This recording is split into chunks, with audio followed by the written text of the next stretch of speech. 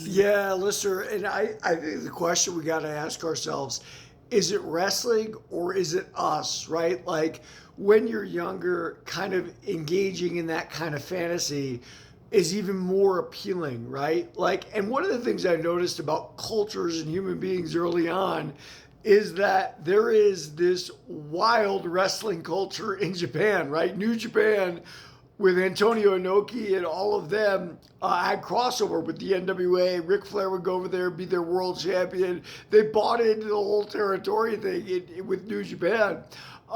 And you think of Japanese as being, very industrious, very intelligent, very nerdy. Like that was your opinion as a little kid, and to get that reality that like no, Japanese people are like everybody else, and everybody loves pro wrestling to extents, right? Like you and I, Lister, at the very least, we grew out of it. Some of those same guys, Raw 25 back there, Shawn Michaels. I remember when he was in the AWA with Marty Jannetty and taking out the Russians for the tag team title before they ever made it to the WWF, and way before Shawn Michaels became, the whatever, the sexy boy. I'm your boy too. I love that rockin' song.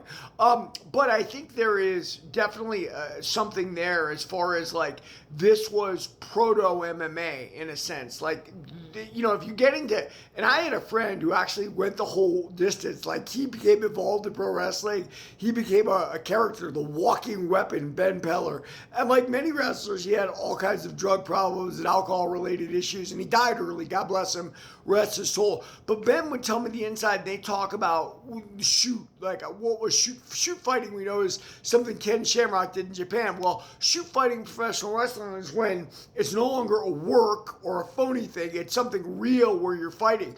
And inside of pro wrestling, they had ideas of who they thought was the toughest guy and who would win a real shoot, and that was just a work and this and that. And it's no different than everywhere else, whether you're talking about high school or whether you're talking about the street or whether you're talking about college, like of who opinion is the toughest guy. I remember a San Diego Charger. He was considered one of the toughest guys in the team. I think his name was Joe Phillips. Big white guy, big lineman.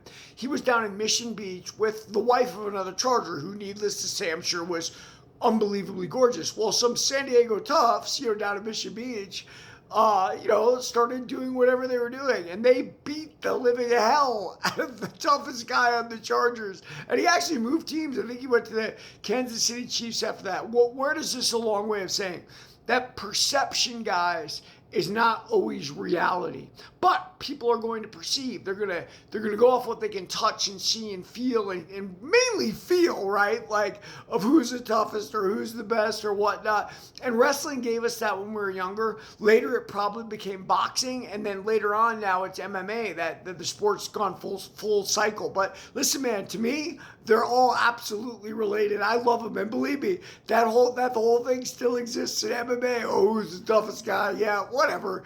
Everybody like and follow for more on the Fight Game.